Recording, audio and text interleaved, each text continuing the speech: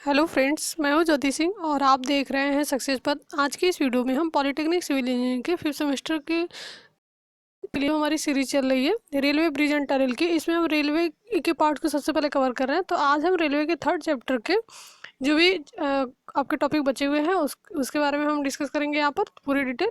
तो इस वीडियो को आप एंड तक देखते रहिए और इस चैनल पर ऐसे ही और वीडियोज़ के लिए आप इस चैनल को सब्सक्राइब कर लीजिए, बेल आइकन को प्रेस कर लीजिए, जिससे कि हमारी नई वीडियो की नोटिफिकेशन आप तक पहुँचती रहे।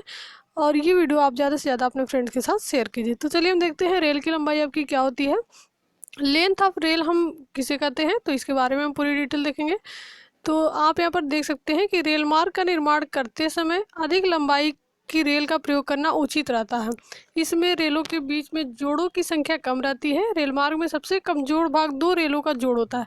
किसी पॉइंट पे कोई भी अगर ऐसे मटेरियल आप यूज करते हैं तो उसमें जितना ही जॉइंट रहेगा उतना ही उनके जो भी वीक पार्ट्स होंगे वहीं से उनके टूटने की संभावना होती है। तो हम इसीलिए ज़्यादातर ऐसे ही अगर संभव है तो एक ही पार्ट में हम यूज़ करते हैं। अगर जितने पार्ट में आप यूज़ करेंगे, जहाँ जहाँ आपके जॉइंट्स होंगे वहाँ वहाँ से वो कमज़ोर होती है, वहीं से उनके टूटने का डर रहता है। तो इसीलिए रेल मार्ग का निर्माण करते समय अधिक लंबाई की रेल का प्रयोग करना उचित रहता है और इसमें रेलों के बीच में जोड़ों की जो संख्या होती है वो कम रहती है।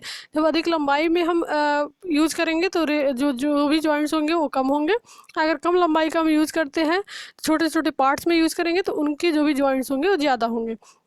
रेल मार्ग में सबसे कमजोर भाग जो होता है 2 रेलों का जोड़ होता है। इसलिए रेल मार्ग में जोड़ जितने कम होंगे उसकी सामर्थ्य उतनी ही अधिक होगी। तो आप समझ सकते हैं कि जब जॉइंट्स कम होंगे तो आपकी सामर्थ्य भी अधिक होगी, अगर जॉइंट्स ज़्यादा होंगे तो सामर्थ्य उसकी कम होगी, स्ट्रेंथ उसकी कम होगी। तो परंतु रेलों के परिवहन की दृष्टि से भारत में रेलों की लंबाई रेल मार्ग की गेज के अनुसार निर्धारित है। जो भी रेल के परिवहन है उसमें इसकी दृष्टि से भारत में जो है रेल की लंबाई कैसे निर्धारित करते हैं, रेल मार्ग की गेज के अनुसार हम निर्धारित करते हैं। और गेज हम पहले पढ़ चुके हैं। गेज आपके 3 प्रकार के होते हैं। तो यहाँ पर हम देखते हैं कि कौन कौन सा हम यूज़ करते हैं। यहाँ पर हम 2 प्रकार के गेज यूज़ कर रहे हैं। पहला आपका मानक गेज और दूसरा आपका मीटर गेज है। जो आपकी नैरो गेज होती है, संकरी गेज होती है, 3 टाइप के आपके रेलो गेज होते हैं। पहला आपका ब्रॉड गेज, दूसरा आपका मीटर गेज और तीसरा आपका नैरो गेज। तो जो नैरो गेज होता है इसके पहले वाले वीडियो में हमने देखा था।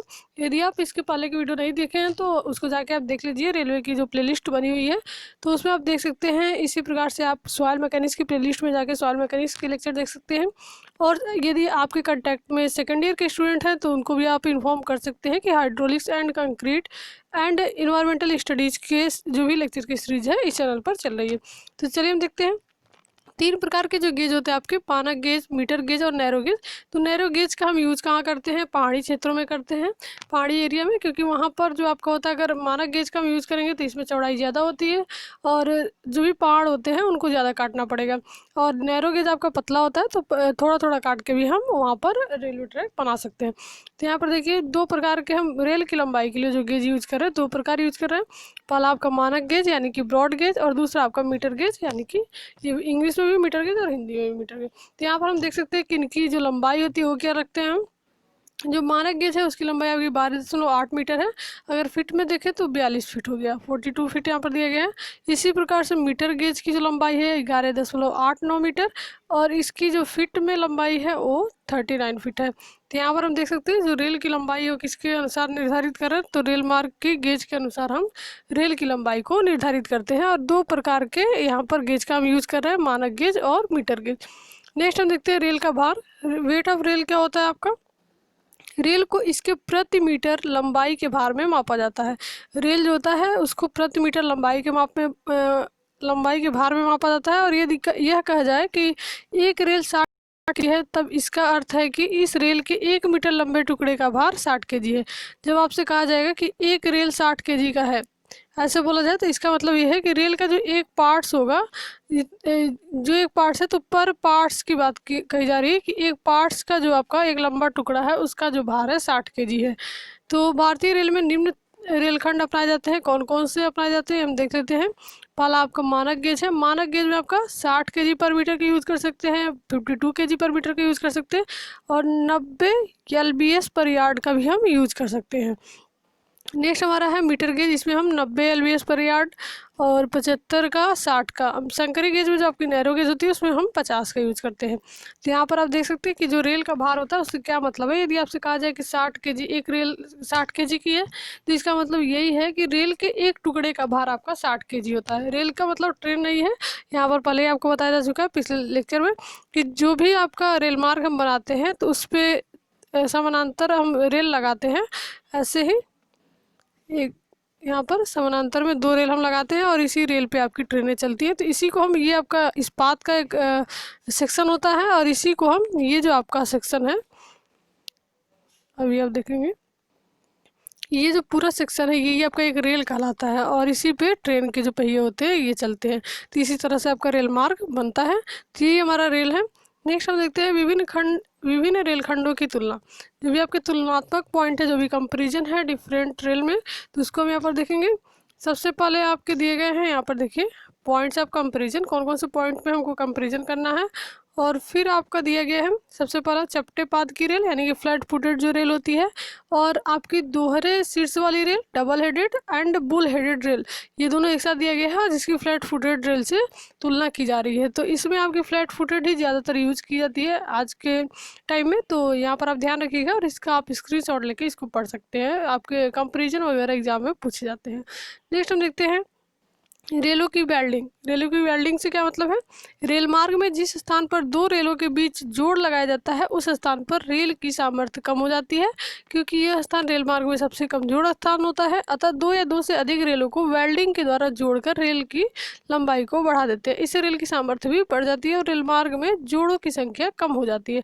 परंतु रेल मार्ग में रेलों के जोड़ों को बिल्कुल समाप्त नहीं किया जा सकता, क्योंकि तापमान के प्रभाव के कारण रेल में प्रसार होता है, जिस कारण रेलों में जोड़ देना आवश्यक है। और जोड़ पर रेल प्रसार के लिए रिक्ति भी दी जाती है, जिससे रेल का प्रसार मुक्त से हो सकते, जो आपका रेल का प्रसार होता है मुक्त रूप से हो सके, इसके लिए वहाँ पर जो भी है रिक्तियाँ दी जाती है। तो रेलों की वेल्डिंग से क्या मतलब अभी हम समझते हैं कि जो रेल आपका होता है, जो रेल हम लगाते हैं, तो पहले तो हम कोशिश करते हैं कि ज़्यादा लंबाई का हम एक ही रेल यूज़ करें, जिससे आपकी जॉइंट कम होंगे, और जॉइंट कम होंगे तो सामर्थ्य आपकी ज़्यादा होगी। और यदि कम लंबाई का हम रेल यूज कर रहे हैं और जितने भी जॉइंट से यहाँ पर लगाएंगे तो वहाँ पर आपकी सामर्थ्य क्या होगी, कम होगी। जहाँ जहाँ जॉइंट होंगे वहीं से उनके टूटने का संभावना होगी। तो इस तरीके से जहाँ जहाँ ज्वाइंट होंगे तो वहाँ से, तो इस, लेकिन आपका जो ज्वाइंट से ज्वाइंट्स देना भी इम्पोर्टेंट है। ज्वाइंट्स आपको देने चाहिए, देने पड़ते हैं, कंपलसरी आपका है, समझ लीजिए। क्योंकि जब आपका गर्मियों में क्या होता है, रेलों का प्रसार होता है। जब रेलों का प्रसार होगा तो ये दोनों रेलें क्या होगी, इस्पात की हैं, तो ये क्या होंगे, ये आपके बढ़ेंगी, एक्सपेंशन होगा इसमें, तो फैलाव होगा। और जब ये बढ़ेंगी तो अगर इनको गैप नहीं मिलेगा, इसमें अगर गैप रहेगा तो उस गैप को कवर कर लेंगे, ठीक है। अगर यहाँ पर गैप नहीं रहेगा तो क्या होगा, यहाँ से इनके टूटने का डर रहेगा, ठीक है। तो इसलिए रेलों के प्रसार के लिए दो रेलों के बीच में गैप देना आवश्यक है। तो यहाँ से आप देख सकते हैं। नेक्स्ट हम देखते हैं रेल वेल्डिंग की विधियाँ। जो रेल की वेल्डिंग हम करते हैं उसकी विधियाँ कौन कौन सी है, तो यहाँ पर देख सकते हैं आपकी विधियाँ दी हुई है। पहला आपका विद्युत आर्क वेल्डिंग, दूसरा आपका ऑक्सी एसिटिलीन वेल्डिंग, और तीसरा आपका है रासायनिक ताप वेल्डिंग, और चौथा आपका है फ्लैश बट वेल्डिंग। तो ये सारे टाइप्स हैं, यहाँ से आप देख लीजिएगा इसको। और यहाँ पर वेल्डिंग दिखाई गई है, रासायनिक ताप वेल्डिंग आपको दिखाया गया है, यहाँ पर देख सकते हैं। यही आपका रेल है, ये जो आपका आई सेक्शन दिख रहा है यही आपका रेल है, और ये आपकी ट्रेन की पटरी है, यहाँ पर देख सकते हैं। और यहाँ पर आपका मिश्रण ये डाला गया है, यहीं पर आपका वेल्डिंग किया गया है। नेक्स्ट हम देखते हैं वेल्डेड रेल की लंबाई। वेल्डेड रेल की लंबाई क्या होती है, रेलों को वेल्डिंग करने से रेल की लंबाई बढ़ती है तथा जोड़ कम होते हैं और रेल की सामर्थ्य भी बढ़ती है। भारत में मानक गेज पर 5 रेलों की लंबाई, 5 रेलों को लंबाई में रखकर वेल्डिंग की जाती है, जिससे रेल की लंबाई बढ़कर यहाँ पर देख सकते हैं 64 मीटर हो जाती है। तो यहाँ हम क्या करते हैं कि जब रेल में ज्वाइंट्स आपके होते हैं, तो जब ज्वाइंट्स होंगे तो उस ज्वाइंट को हम वेल्ड कर देते हैं वेल्डिंग के द्वारा, और उसके बाद से जब वेल्डिंग करेंगे, जहाँ ज्वाइंट्स होते हैं वहीं उनकी सामर्थ्य कम होती है, और जब वेल्डिंग कर देंगे अलग से मटेरियल लगा के, तो इनकी जो सामर्थ्य होगी वो बढ़ जाएगी और इनकी लंबाई भी बढ़ जाती है।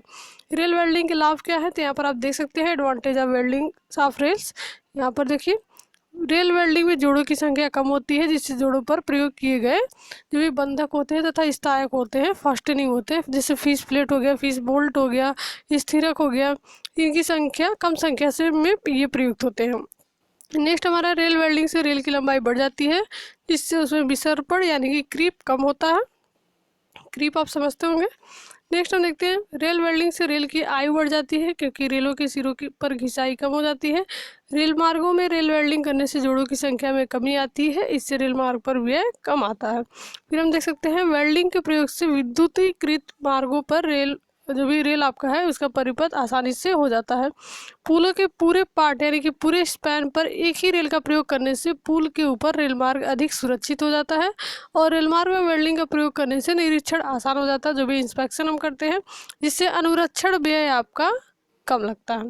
तो ये सारे थे advantage of rail weldings. Next हम देखते हैं विसर्पण क्या होता है। अगर क्रीप आपको नहीं पता तो क्रीप भी हम यहाँ पर देख लेते हैं। क्रीप आपका क्या होता है, इंपॉर्टेंट पॉइंट है ये, एग्जाम में पूछा जाता है क्रीप। तो चलिए हम देखते हैं। यहाँ पर आप देख सकते हैं क्रीप के बारे में। रेल का स्लीपर के सापेक्ष अपनी लंबाई की दिशा में मूल स्थिति से आगे अथवा पीछे सरकना विसर्पण कहलाता है, क्रीप कहलाता है। जो भी रेल होते हैं, रेल के स्लीपर होते हैं, उनके सापेक्ष अपनी लंबाई की दिशा में मूल स्थिति से आगे अथवा जो भी उनकी लंबाई की दिशा होती है वो अपने जगह से हट जाना, वही विसर्पण कहलाता है। सामान्यतः सभी रेल मार्गों में रेल का विसर्पण होता है। कुछ स्थान पर विसर्पण कम तथा कुछ स्थानों पर ज़्यादा होता है। प्रायः एक रेल अपनी स्थिति से स्लीपर के सापेक्ष आगे या पीछे सरक जाती है, और कभी कभी दोनों रेल विपरीत दिशा में सरक जाती है, जिससे रेल मार्ग के बंधक तथा स्टायक ढीले पड़ जाते हैं तथा रेल मार्ग पर दुर्घटना होने की संभावना बढ़ जाती है। जो भी विसर्पण होता है कैसे होता है हम फिगर की मदद से देखेंगे। जो भी क्रीप है, क्रीप हम कहते हैं किसे, तो यहाँ पर आपको क्लियर हो जाएगा क्रीप क्या होता है आपका। तो यहाँ पर आप देख सकते हैं एक फिगर आपको दिखाया जा रहा है, और इसमें हम समझेंगे क्रीप हम किसे कहते हैं, क्रीप आपका कैसे होता है। तो यहाँ पर आप इस फिगर में देख रहे हैं, ये आपका ये फिगर दिखाया गया, ठीक है, ये फिगर है आपका। इसमें हम देखेंगे क्रीप आपका क्या होता है। सबसे पहले हम देखेंगे ये जो आपका ये जो दोनों पॉइंट आपको दिखाया गया है, ये रेल है। ये दोनों पॉइंट जो आपका है रेल है, और ये आपका यहाँ पर आप देख सकते हैं ये जो लगा हुआ है ये स्लीपर है, ठीक है। पहले जो डॉटेड दिखाया गया है वो उसकी जो एक्चुअल स्थिति थी, और जो आपका बाद में दिखाया गया लाइन, जो रियल लाइन आपकी दिखाई गई है डॉटेड नहीं है, वो उसकी खिसकने के बाद की स्थिति है। अभी आप देखेंगे यहाँ पर देखिए ये जो डॉटेड लाइन दिखाया गया है वो आपकी रियल जो भी स्लीपर है वो रियल स्लीपर की स्थिति पहले वैसी थी, लेकिन बाद में खिसकने के बाद जो यहाँ पर ये ऊपर चली गई है। तो इसको आप देख सकते हैं, अभी हम आपको दिखाते हैं। यहाँ पर देखिए पहले जो स्लीपर आपका ऐसा था, ये स्थिति थी, बाद में ये खिसक गया, फिर ये क्या हो गया, चेंज हो गया, ठीक है। तो यहाँ पर आप देख सकते हैं ये दोनों रेल लगाया गया है, और ये स्लीपर पीछे रहता है, स्लीपर के ऊपर ही रेल हम लगाते हैं यहाँ पर। तो जब हम क्या करेंगे, ये जो रेल आपका है रेल स्लीपर लगा हुआ, स्लीपर अपने स्लीपर के सापेक्ष जो होता है ये अपने स्थान से थोड़ा आगे या पीछे सरक जाता है, तो फिर क्या करते हैं और उसी को हम क्रीप बोलते हैं। यहाँ पर आपको दिखाया गया ये दोनों रेल हो गया, ये आपका क्या है, स्लीपर है। स्लीपर की सरकी हुई स्थिति है जो आपको ये लाइन दिखाई गई है, और जो डॉटेड थी स्लीपर की मूल स्थिति थी। पहले स्लीपर आपका ऐसे सीधा सीधा लगा हुआ था, फिर ये अपने जगह से कुछ खिसक गया, तो देखिए कुछ आगे पीछे ये सरक जाता है अपनी जगह से, तो इसी को हम क्रीप बोलते हैं। ये आपकी विसर्पण की दिशा दिखाई गई है यहाँ पर, ये जो आपकी विसर्पण की दिशा है ऊपर की तरफ ये जा रही है, तो यही है आपका रेल मार्ग में विसर्पण। तो इस प्रकार से होता है। यदि आपको कोई कन्फ्यूजन है तो कमेंट बॉक्स में आप कमेंट कर सकते हैं। नेक्स्ट हम देखते हैं विसर्पण के कारण, ये क्यों होता है, विसर्पण के कारण क्या होते हैं। तो यहाँ पर हम देखेंगे विसर्पण के कारण के संबंध में बहुत से सिद्धांत हैं जो कि निम्नलिखित हैं। पहला आपका लहर सिद्धांत यानी कि वेव थ्योरी। ये आपका वेव थ्योरी आपको यहाँ फिगर की वजह से दिखाया गया है, यहाँ पर देख सकते हैं आप। जो वेव थ्योरी है वो कैसे आपका काम करता है, यहाँ पर देखिए ये पहिया है, ये पहिया दिखाया गया है, ये चलने की दिशा दिखाया गया है, मतलब ऐसे चल रहा है ये क्लॉकवाइज में, और फिर ये रेल की उठी हुई स्थिति है और रेल की दबी हुई स्थिति है, फिर रेल की मूल सतह।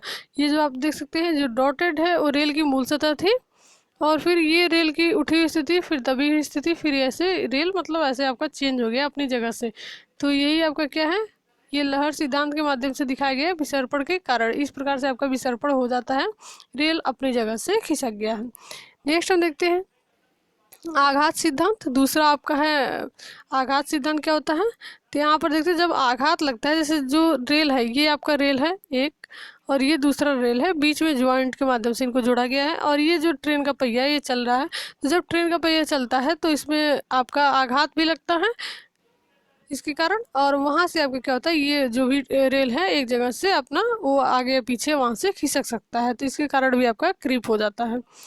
नेक्स्ट हम देखते हैं विसर्पण के प्रभाव। इफेक्ट्स ऑफ क्रीप क्या होते हैं, क्या क्या इफेक्ट्स पड़ते हैं इनके वजह से।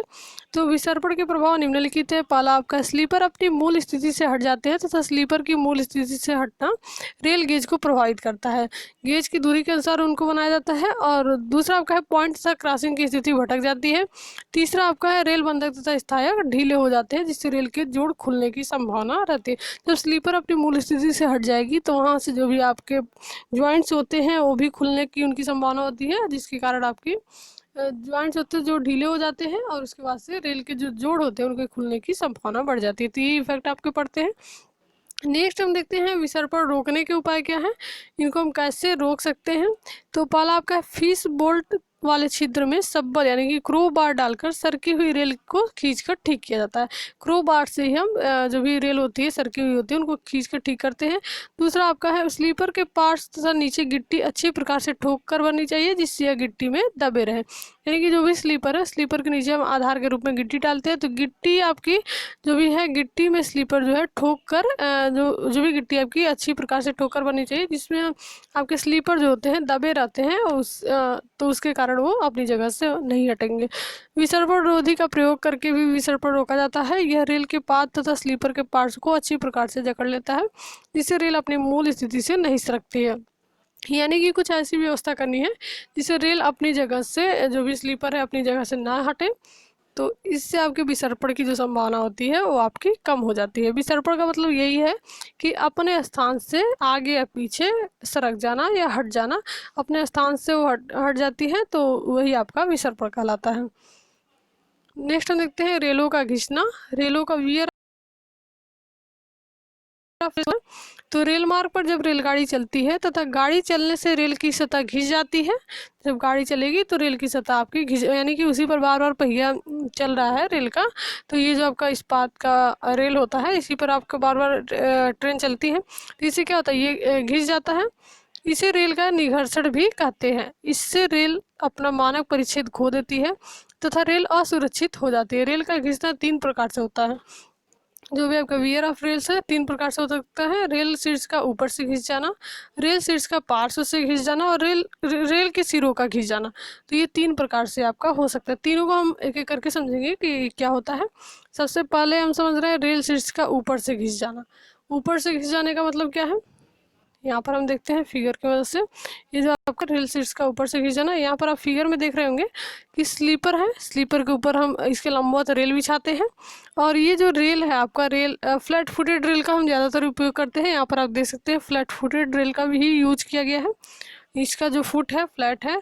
और फिर ये कहाँ से घिस रहा है, यहाँ पर हम देख सकते हैं ये जो आपको ऊपरी सिरा था इसका यहाँ पर ये घिसा हुआ है। ठीक है, बार बार ट्रेन के आने जाने से उसका जो सिरा है वो घिस जाता है। तो ये आपका हो गया रेल शीर्ष का ऊपर से घिस जाना। ऊपर का जो शीर्ष इसका हेड था वो घिस गया है। दूसरा हमारा क्या है, इसके कारण भी दिए हुए हैं कैसे घिसते, तो यहाँ पर आप देख सकते हैं डिटेल में, यहाँ पर पढ़ लीजिएगा कारण क्या है, उपाय क्या है। नेक्स्ट हम देखते हैं रेल शीर्ष का पार्श्व से घिस जाना। पार्श्व का मतलब आप समझते ही होंगे, साइड, साइड से घिस जाता है। तो यहाँ पर देखिए ये रेल का शीर्ष था, ऊपर का हेड जो है, और इसके साइड से ये घिस गया है। यहाँ पर दिखाया गया है रेल का पार्श्व जो घिसन है साइड से, जो ये आपका रेल है और ये आपका जो नीचे दिखाया गया ये आपका स्लीपर है। नेक्स्ट हम देखते हैं इसके भी कारण और उपाय दिए गए हैं, तो आप लोग यहाँ से पढ़ लीजिएगा। नेक्स्ट हम देखते हैं रेल के सिरों का घिस जाना। रेल के सिरे कैसे खींचते हैं, तो जो रेल के सिरे होते हैं आपको यहाँ पर दिखाया गया है कि रेल पथ निर्माण में 2 रेलों के सिरे जिन पर जोड़ बनाए जाते हैं वहाँ पर रेलगाड़ी के चलने से घिसन के कारण रेल के सिरे नष्ट हो जाते हैं। जहाँ पर जॉइंट्स लगाए जाते हैं वहाँ पर क्या होते हैं, रेल के सिरे, ये जो सिरा है यही आपका यहाँ से नष्ट हो जाता है, घिस जाता है। तो इस प्रकार से रेलों के सिरों का घिस जाना। तो 3 टाइप्स थे इनके, 3 प्रकार से घिस जाते हैं और इनके कारण और उपाय यहाँ पर दिए हुए हैं। नेक्स्ट जो हमारा है स्लीपर, तो स्लीपर के बारे में अभी हम देखते हैं। स्लीपर आपका क्या होता है, रेल हम पढ़ लिए, अभी हम स्लीपर को देख रहे हैं। स्लीपर आपका क्या है, रेल पथ पर रेल को आधार प्रदान करने के लिए जो उपांग यानी कि जो मेंबर हम प्रयोग करते हैं वही आपके स्लीपर कहलाते हैं। स्लीपर लकड़ी, कंक्रीट, इस्पात इत्यादि के बने हो सकते हैं, परंतु वर्तमान समय में अधिकतर कंक्रीट स्लीपर का प्रयोग किया जा रहा है। आप ध्यान देंगे तो आपको जरूर याद आएगा कि जो आपका रेल मार्ग होता है वहाँ पर आप देखे होंगे कि सबसे नीचे जो होती है गिट्टी होती है, फिर स्लीपर सीमेंट कंक्रीट के आपको दिख जाएंगे। स्लीपर आपके कैसे होते हैं वो हम देख लेते हैं। सबसे पहले जैसे मान लीजिए ये कोई आपका स्पेस है, इसमें हमको रेल मार्ग बनाना है, तो कैसे बनाएंगे, सबसे पहले तो हम इसमें गिट्टी पहले बिछाएंगे, पहले हम गिट्टियाँ बिछाएंगे, ठीक है, इस प्रकार से, ठीक है। पूरी जो सतह होगी जहाँ पर हमको रेल मार्ग रेलवे ट्रैक बनानी है, तो पूरी सतह में हम क्या करेंगे, गिट्टी बिछा देंगे ऐसे। अब हम क्या करेंगे, गिट्टी बिछाने के बाद हम इसके ऊपर गिट्टी के ऊपर स्लीपर लगाते हैं, ठीक है। गिट्टियाँ बिछा लिए, अब हम क्या कर स्लीपर लगाएंगे, लगाते हैं। मान लीजिए आपको इस लंबाई में इधर से, अभी हम एरो की मदद से आपको दिखाते हैं, अभी दिखाएंगे। ये आपका स्लीपर हम पहले हम बिछा लेते हैं। ये आपका स्लीपर हो गया, 2 स्लीपर हम यहाँ पर लगाते हैं, ठीक है। 2 स्लीपर हमारे लग गए। अब हम रेल इस पर बनाएंगे, रेल बनाएंगे, तो यहाँ पर आप देख सकते हैं अभी हम स्लीपर के ऊपर रेल को लगाते हैं, तो यहाँ पर आपका रेल हो गया एक, और इसी के समानांतर में दूसरा हो गया, ठीक है। तो आप अगर स्टेप बाय स्टेप देखे होंगे तो आपको समझ में आ गया होगा कि कैसे हम जो भी रेल मार्ग बनाते हैं। सबसे पहले हम क्या किए, गिट्टी बिछा दिए जो ग्रीन कलर में आपको नीचे दिख रहा है, फिर इसके ऊपर हम जो ब्लू कलर में आपकी लाइन दिख रही है स्लीपर लगा दिए, स्लीपर के ठीक लंबवत, ठीक है, स्लीपर के ठीक लंबवत हम रेल को बिछाते हैं। ये रेल हो गया आपका, और जब रेल को बिछाते हैं तो स्लीपर के ठीक लंबवत हम रेल बिछा दिए, और इसी रेल पे आपकी जो ट्रेनें हैं वो चलती हैं, ठीक है। तो ये आपका क्या हो गया, स्लीपर आपका ये वाला पार्ट हो गया, स्लीपर के जस्ट ऊपर हम रेल बिछाते हैं। तो आपको यहाँ समझ में आ गया होगा स्लीपर हम किसे कहते हैं। और यही स्लीपर आपके लकड़ी, कंक्रीट, इस्पात इत्यादि के बने हो सकते हैं, परंतु जो वर्तमान समय है, प्रेजेंट टाइम में अगर हम देखें, आप कहीं पर भी जाके देखेंगे रेलवे ट्रैक पे, तो आपको यहाँ पहले के जो होंगे बहुत पुराने, तो वो आपको लकड़ी के मिल जाते थे, लेकिन अभी आप जब देखेंगे तो अभी आपको सभी हर जगह आपको सीमेंट कंक्रीट के ही देखने को मिलेंगे। तो ये आपका स्लीपर है जिस पे हम रेल को बिछाते हैं। स्लीपर के प्रकार कौन कौन से, फंक्शंस क्या होते हैं ये भी हम देखते हैं। रेल पथ में गेज दूरी को एक समान बनाए रखना, ये आपका स्लीपर का फंक्शन है। दूसरा आपका है रेल को दृढ़ तथा समतल आधार प्रदान करना होता है। रेल और गिट्टी के मध्य प्रत्यास्थ जो माध्यम होता है उसका कार्य करता है। रेल पर पड़ने वाले भार को निर्माण स्तर पर स्थानांतरित करता है, और रेल पथ को स्थिरता प्रदान करता है। तो ये सभी प्रकार हैं। दूसरा आपका है स्लीपरों के प्रकार, ये आपके फंक्शंस थे। अभी हम टाइप्स देखेंगे, टाइप्स ऑफ स्लीपर क्या होते हैं। सबसे पहले आपका लकड़ी का स्लीपर, इस्पात का स्लीपर, यानी कि जिस मटेरियल के स्लीपर हम बनाते हैं वही आपका उसका टाइप्स हो जाता है। तीसरा आपका है ढलवे लोहे के स्लीपर यानी कि कास्ट आयरन, और फिर आपका है कंक्रीट स्लीपर। तो आजकल जो हम यूज़ कर रहे हैं कंक्रीट स्लीपर ही यूज कर रहे हैं। तो लकड़ी के स्लीपर में आप देख सकते हैं इनकी जो आयु होती है स्लीपर की 30% से 50% तक बढ़ जाती है उपचारित लकड़ी की। और इसमें जो ब्रॉड गेज के लिए हम यूज करते हैं उसका पूरा मेजरमेंट दिया गया है मीटर गेज के लिए और संकरी गेज के लिए। देख सकते हैं आप इनके गुण क्या है। और नेक्स्ट हम देखते हैं गुड़ और गुड़ दोनों दिखाए गए हैं। लकड़ी के जो स्लीपर होते हैं उसमें दीमक वगैरह लग जाते हैं तो ख़राब हो जाती है। नेक्स्ट हमारा है इस्पात के स्लीपर। जो इस्पात के स्लीपर है तो यहाँ पर क्या है, भारत में हज़ारों किलोमीटर रेल पथ का निर्माण इस्पात के स्लीपरों के द्वारा किया जा चुका है। इस्पात के स्लीपर का निर्माण 6 mm मोटी इस्पात की चादर को एक विशेष प्रकार के आकार में परिवर्तित करके किया जाता है। तो ये आपके इस्पात के स्लीपर होगा। नेक्स्ट हम देखते हैं इस्पात में ही कई प्रकार आपके हैं, जैसे लग प्रकार के स्लीपर, फिर आपके जबड़ा प्रकार के स्लीपर, जो उनके आकार होते हैं उसी के अकॉर्डिंग उनका नाम दे दिया गया है। नेक्स्ट हम देखते हैं ढलवा लोहे के स्लीपर। कास्ट आयरन के स्लीपर आपके किस प्रकार से होते हैं तो यहाँ पर आपको दिखाया गया है। ये सभी आपके पहले यूज होते थे लेकिन आजकल ये यूज नहीं होते हैं। आपको टाइप्स याद रखना है केवल कि कौन कौन से टाइप के स्लीपर होते हैं, और कंक्रीट स्लीपर के बारे में आपको डिटेल पढ़ना है। तो यहाँ पर देख सकते हैं कंक्रीट स्लीपर है, तो सीमेंट कंक्रीट में इस्पात का आवश्यक प्रॉब्लम देकर जो स्लीपर बनाए जाते हैं वही आपके कंक्रीट स्लीपर कहलाते हैं। और वर्तमान समय में भारतीय रेलवे में अधिकतर कंक्रीट स्लीपर ही प्रयोग में लाए जाते हैं। कंक्रीट स्लीपर मुख्यतः दो प्रकार के होते हैं, कौन कौन से? पहला आप देख सकते हैं प्रबलित कंक्रीट स्लीपर, यानी कि जो भी आपका रेनफोर्स्ड कंक्रीट स्लीपर होते हैं, दूसरा आपका प्री स्ट्रेस्ड कंक्रीट स्लीपर होते हैं। तो दोनों टाइप्स आप जरूर पढ़िएगा। तो यहाँ पर दिखाया गया है दो टाइप्स आप याद रखिए और इसको पूरा यहाँ से डिटेल में पढ़ लीजिए। नेक्स्ट हम देखते हैं स्लीपरों की दूरी या स्लीपर सघनता। ये आपका क्या होता है? ये आपसे जो पॉइंट पूछा जाता है तो इसको आप ध्यान से देखिएगा। स्लीपरों की दूरी या स्लीपर सघनता आपकी क्या कहलाती है? यहाँ पर हम देखेंगे प्रति रेल लंबाई में लगने वाले स्लीपरों की संख्या स्लीपर सघनता कहलाती है। स्लीपर सघनता को सूत्र यम प्लस यक्स द्वारा ज्ञात किया जाता है। इसमें जो यम होता है रेल की लंबाई मीटर में होगी और यक्स आपका एक संख्या है जिसका मान विभिन्न कारकों पर निर्भर करता है। यह कारक निम्नलिखित हैं। कौन कौन से कारक है? पहला आपका धुरी का भार, रेलगाड़ी की चाल, गिट्टी का प्रकार, रेल का खंड और स्लीपर का प्रकार तथा सामर्थ्य। यहाँ से हम देख सकते हैं कि भारतीय रेलवे में जो स्लीपर सघनता है M+4 से, ये आपका इंपॉर्टेंट पॉइंट है, इसको जरूर याद रखिएगा।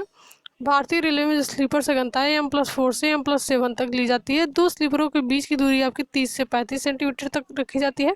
यदि हम स्लीपर सघनता M+4 लेते हैं तब आपका क्या होता है कि अगर हम रेल की लंबाई ले रहे हैं 12.8 मीटर, तो M का मान हो गया आपका 12.8, M+4 का मतलब क्या हो गया 12.8 में हम 4 ऐड कर लेंगे 16.8, यानी कि 17 स्लीपर आपका यूज हो रहा है यहाँ पर। ठीक है, तो इस तरीके से स्लीपर की सघनता हम निकाल सकते हैं। सघनता कितनी होती है भारतीय रेलवे में? M+4 से M+7 तक होती है, यहाँ तक ले सकते हैं। तो इसके बीच में आप ले सकते हैं, और जो दो स्लीपरों के बीच की दूरी होती है 30 से 35 सेंटीमीटर तक होती है। तो ये हो गया आपका स्लीपर सघनता और इम्पोर्टेंट पॉइंट था, इसको आप याद रखिएगा। नेक्स्ट जो पार्ट होगा उसमें हम गिट्टी के बारे में देखेंगे। आगे जो भी इसके टॉपिक बचे हुए हैं इस चैप्टर के उसको हम कवर करेंगे। तो आज के लिए इतना ही। ऐसी और वीडियोज़ के लिए आप चैनल पर बने रहिए और इस वीडियो को आप ज़्यादा